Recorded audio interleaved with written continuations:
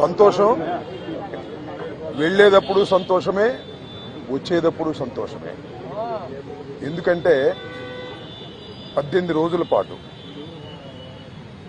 All are bailable cases 18 రోజుల పాటు central ప్రిజన్లో ఉండవలసిన పరిస్థితి ఏర్పడింది.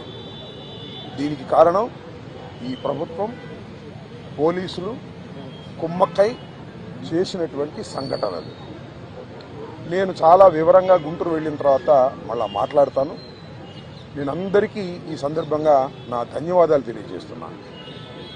నాకు ఎవరైతే సపోర్ట్ చేశారో ఈ సంఘటనలో, ఎవరైతే మద్దతు పలికారో వారందరికీ నా హృదయపూర్వక ధన్యవాదాలు. అలాగే కొంతమంది మద్దతు పలకలేదు, వారికి కూడా నా ధన్యవాదాలు. వారు ఏమన్నారంటే పెద్ద మాట అన్నారు, దానికి కూడా నేను గుంటూరు వెళ్ళిన సమాధానం చెప్తా. అదేమన్నారంటే అసహ్యంగా మాట్లాడితే దాడులు చేయరా అని. అసహ్యంగా మాట్లాడితే దాడులు చేయదలుచుకుంటే ఎంతమంది మీద చేయాలి? అసహ్యంగా మాట్లాడే వాళ్ళ మీద. అది ఒక అంశం. వాళ్ళకు కూడా నేను రేపు నా సమాధానాన్ని తప్పనిసరిగా చెప్తా. 18 రోజులు నన్ను జైల్లో పెడితే నేను భయపడతా అనుకున్నారేమో.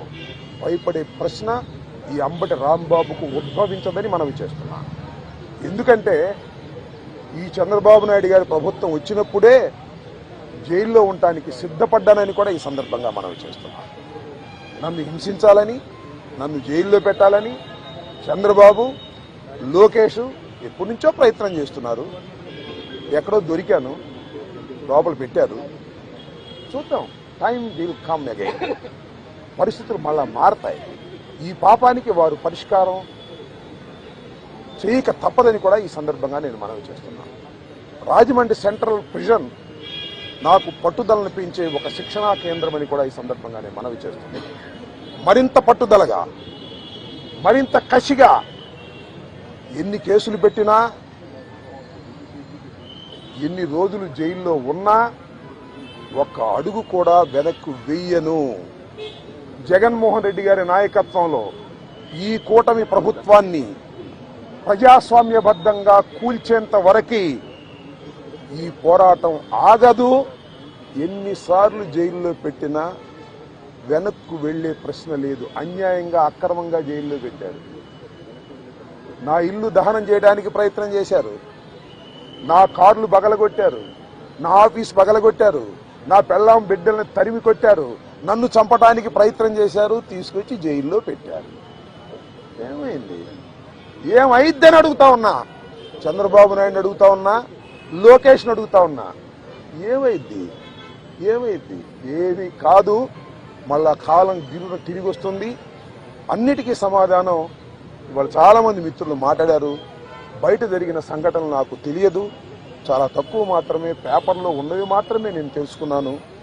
జైలు జీవితాన్ని నేను అనుకోకండి, ఎంజాయ్ చేశాను. ఎంత కఠినంగా ఉన్నా ఎంజాయ్ చేశాను.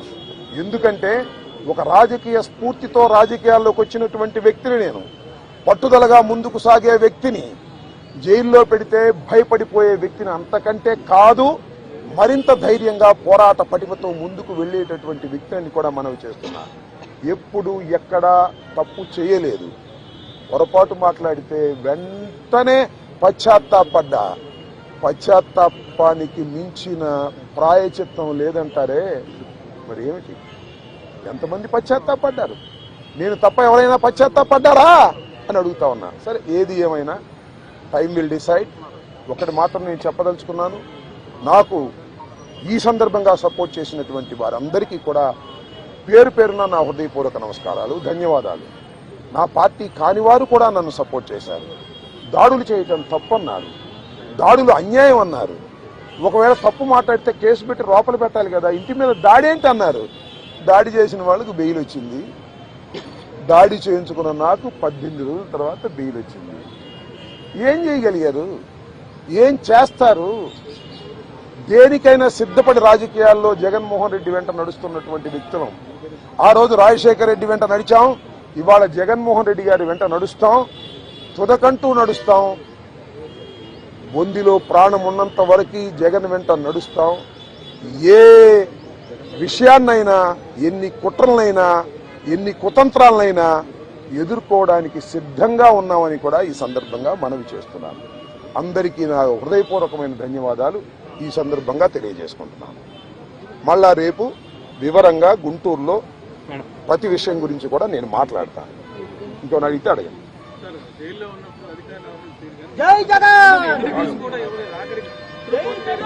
జైల్లో ఉన్నప్పుడు అధికారులు వాళ్ళ రూల్ ప్రకారం పోతారు, అక్కడ ఫుడ్డే పెడతారు. అది నాకు నచ్చినా నచ్చకపోయినా ఆ ఫుడ్డే తింటాను. కలకాలం తింటాను ఆ ఫుడ్. ఆ పెట్టిన ఫుడ్ నాకు నచ్చలేదు, ఎందుకంటే కొద్దిగా డబ్బులు ఉండవాళ్ళం కదా, మంచి ఫుడ్ తింటాం. జైల్లో మంచి ఫుడ్ కావాలంటే వస్తుందా? కోర్టు వారు నాకు ఆర్డర్ ఇవ్వలేదు. ఓకే, జైలు అధికారులు వారి ప్రవర్తన వాళ్ళది, వాళ్ళు నాకేమో స్పెషల్గా ఏం చూడాల్సిన అవసరం కూడా నేను ఎప్పుడు కోరుకోలేదు, కోరుకోను కూడా. సామాన్య ప్రశ్నలుగానే ఉండటానికి నేను ఇష్టపడ్డాను.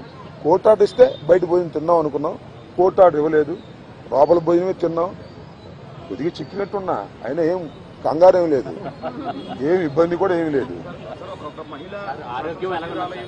ఆరోగ్యం బ్రహ్మాండంగా ఉంది, ఆరోగ్యం మరింత పట్టుదలగా ముందుకు సాగుతుంది.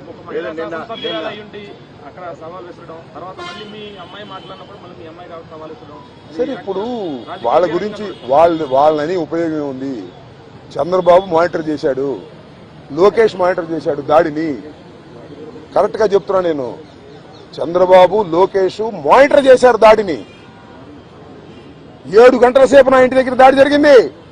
7 hours పోలీసులు ఉన్నారు అక్కడ. ఇంతకన్నా ప్రజాస్వామ్యంలో ఏం కావాలి చెప్పండి, నాకు అర్థం కాల. 5 గంటలకు వచ్చి 12 గంటలకు వెళ్ళారు. తెలుగుదేశం కార్యకర్తలనండి, దుండగులనండి, దుర్మార్గులనండి, గంజాయి బ్యాచ్ అనండి, పోలీసులందరూ అక్కడే ఉన్నారు. వాళ్ళ సమక్షంలోనే దాడి జరిగింది, వాళ్ళ రక్షణలోనే దాడి జరిగింది. మీ అందరికీ తెలుసు, నేను ప్రత్యేకంగా చెప్పాల్సిన అవసరం లేదు. బట్ నేను 11వ తారీఖున రాత్రి 10:20 నేను అరెస్ట్ అయిన దగ్గర నుంచి ఇప్పుడు వరకు ఏం జరిగిందో బయట ప్రపంచంలో నాకు లిటిల్ నాలెడ్జ్ ఉంది. అంటే పేపర్ నాలెడ్జే తప్ప నాకు ఎవరు ఏమీ నాలెడ్జ్ ఇవ్వలేదు. కాబట్టి ఈ నాలెడ్జ్ అంతా తెలుసుకుని రేపు చాలా వివరంగా, చాలా సుదీర్ఘంగా నేను నా ఆవేదన నుండి, నా కోపం అనండి, నా బాధ నుండి,